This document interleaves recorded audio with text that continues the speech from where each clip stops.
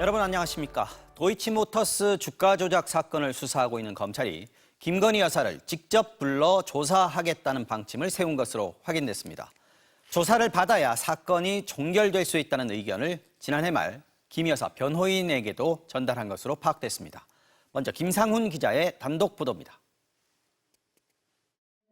검찰이 김건희 여사를 소환 조사할 방침인 것으로 확인됐습니다. 김 여사가 주가 조작인 줄 알고 도이치모터스 주식 거래에 거액을 댔는지 규명하는 게 핵심입니다. 검찰 핵심 관계자는 수사 완결성을 위해 조금 더 확인을 해야 수사가 미진했다는 소리를 안 듣는다며 소환 조사 방침을 분명히 했습니다. 시기는 권오수 도이치모터스 전 회장 등 주가 조작 일당에 대한 항소심 재판 선고 이후라고 했습니다. 작년 2월 1심에서는 6명이 유죄가 나왔습니다. 이 관계자는 김 여사 소환 조사에 앞서 항소심을 통해 사실관계가 정리돼야 한다고 했습니다. 1심은 일부 범행이 공소시효가 지났다고 봤습니다. 또 주가 조작에 돈을 댄 전주 가운데 무죄로 판단한 경우도 있습니다. 항소심 재판부가 범행 기간을 어디까지 볼지, 전주에 대한 유무죄 판단을 어떻게 할지 보고 나서 김 여사를 부르겠다는 취지입니다. 그런데 검찰은 늦어도 올해 초 항소심 재판 결과가 나올 것으로 기대했다고 했습니다. 이 검찰 관계자는 항소심 재판이 끝나면 그때 맞춰서 정리를 하면 된다고 생각했는데 재판이 미뤄졌다고 했습니다. 총선을 앞두고 바로 한두 달 전에 선고가 나오면 재판부가 얼마나 부담됐겠냐며 법원이 눈치를 봤다고 했습니다. 그러다 2월에 법원 인사가 나면서 항소심 재판부가 바뀐 거라고 했습니다. 김 여사의 주가 조작 연루 정황은 속속 드러났지만 검찰은 4년간 단 한 차례 서면 조사만 했습니다. 소환 조사는 없었습니다. 1심 법원이 주가 조작 거래 내역으로 판단한 102건 가운데 48건이 김 여사 계좌를 통해 이뤄졌습니다. 주가 조작에 가담한 투자 자문사 PC에서는 김건희라는 제목의 엑셀 파일도 나왔습니다. 김건희 여사 주가 조작 특검이 시작되면 검찰 수사팀도 줄줄이 수사 대상에 오를 거라는 관측이 검찰 안팎에서 나오고 있습니다. 이 관계자는 수사 의지가 없다든지 안 하려는 건 전혀 아니라고 했습니다. 항소심 재판부는 오늘 16일 마지막 증인신문을 한 뒤 오는 7, 8월쯤 선고를 할 것으로 예상됩니다. MBC 뉴스 김상훈입니다. 당장 검찰이 언제 김 여사를 부를 것인가가 궁금해지는데요. 도이치모터스 사건 항소심 선고가 나면 그걸 보고 부른다는 게 당초 검찰의 계획이었지만 총선 이후 입장을 바꾼 것으로 보입니다. 검찰 핵심 관계자는 MBC에 항소심 선고 전이라도 김 여사를 불러 조사할 수 있다고 밝혔습니다. 검찰총장이 신속 수사를 지시한 명품백 수수 의혹 사건으로 김 여사가 소환된다면 그때 주가 조작 의혹에 대한 조사도 한꺼번에 진행하겠다는 겁니다. 이어서 구민지 기자의 단독 보도입니다. 윤석열 대통령은 어제 기자회견에서 도이치모터스 주가 조작 수사는 받을 만큼 받았다고 주장했습니다. 사실상은 저를 타겟으로 해서 검찰에서 특수부까지 동원해서 정말 치열하게 수사를 했습니다. 김 여사가 주가 조작꾼에게 속아 계좌를 맡겼고 주가 조작에 가담하지 않았다는 게 대통령실 입장입니다. 총선 직후 검찰은 항소심 결과가 나오기 전이라도 김 여사를 조사할 수 있다고 입장을 바꿨습니다. 검찰 핵심 관계자는 여당 참패로 대통령 가족에 대한 수사 압박이 커졌지 않느냐고 했습니다. 이 관계자는 대통령실 결심이 중요하다고 했습니다. 대통령실과 김 여사 쪽에서 전향적으로 하겠다고 하면 항소심 선고와 상관없이 정리를 해야 하지 않겠느냐고 했습니다.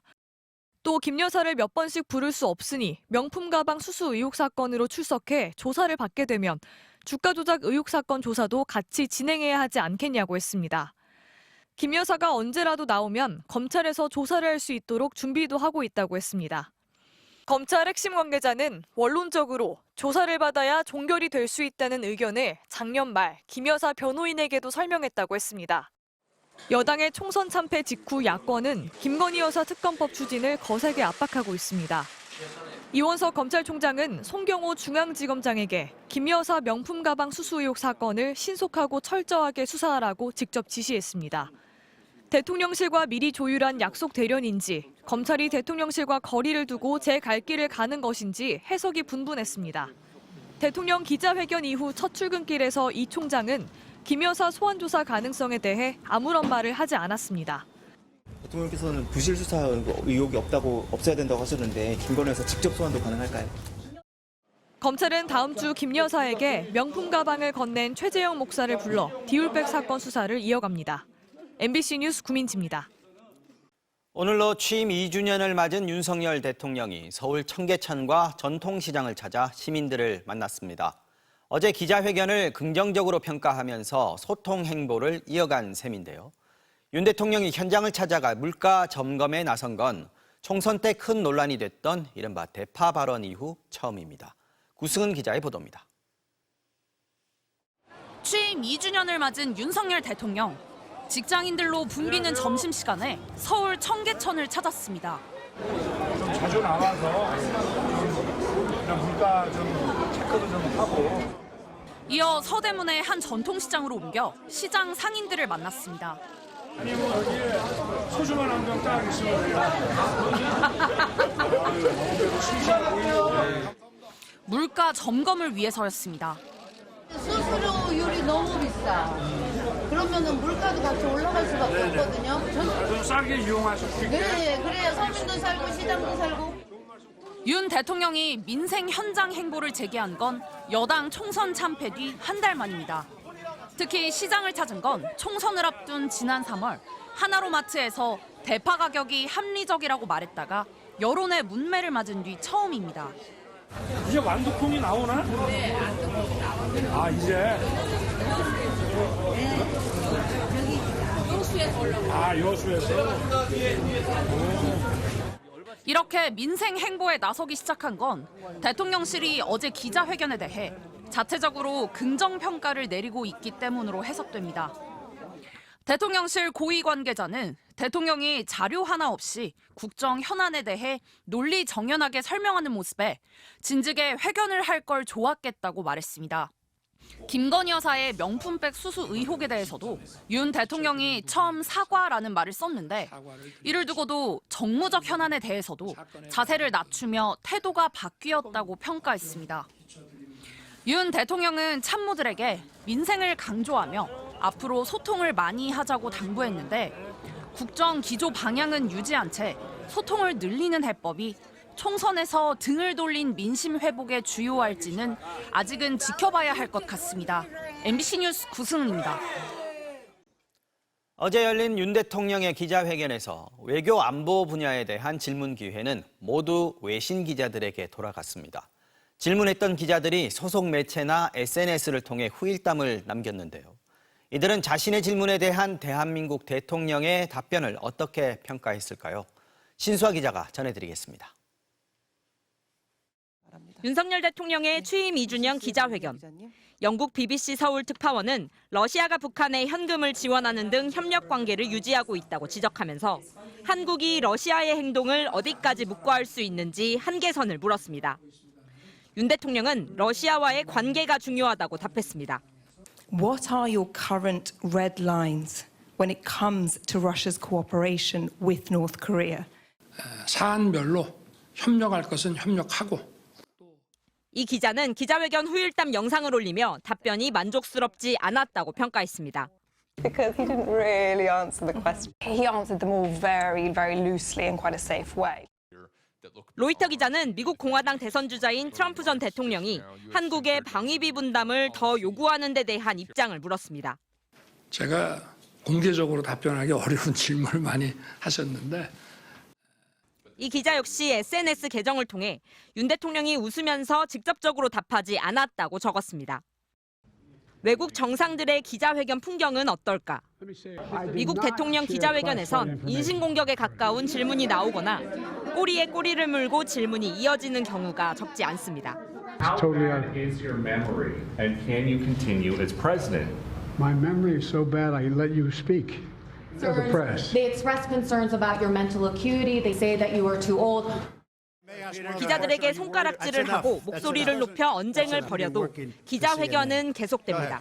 President, that's enough. Mr. President, I had one other question, if I may ask, on the Russia investigation. Are you concerned that you may have? I'm not concerned about anything with the Russian investigation because it's a hoax.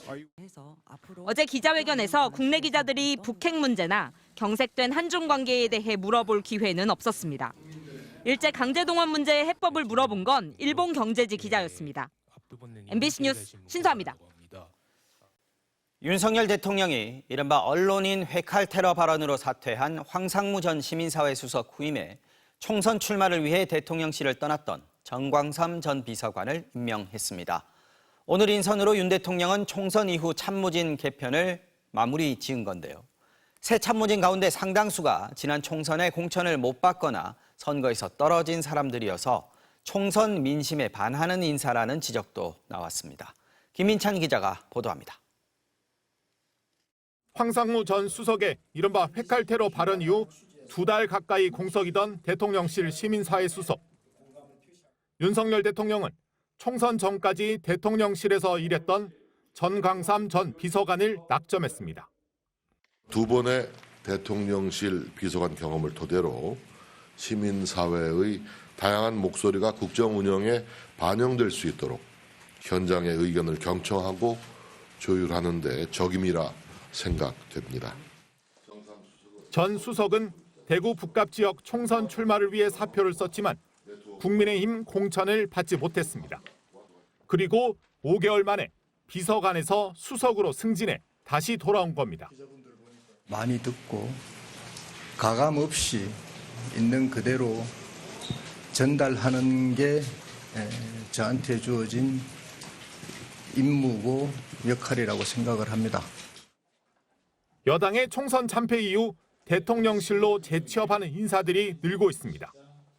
6선 달성에 실패한 정진석 대통령 비서실장을 시작으로 김포 선거에서 떨어진 홍철호 정무수석, 용인 출마 뒤 복귀한 이원모 공직기강 비서관, 그리고 비례대표 순번에서 밀리자 대통령이 직접 챙겨준 주기한 민생특보까지 모두 6명에 달합니다.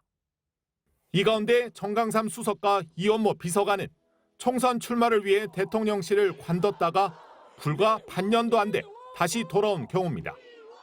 야권은 대통령의 좁은 인재풀이 그대로 드러났다며 총선 민심에 반하는 인사라고 지적합니다. 인사의 기준이 친소관계가 되면 인사가 망사가 되는 겁니다.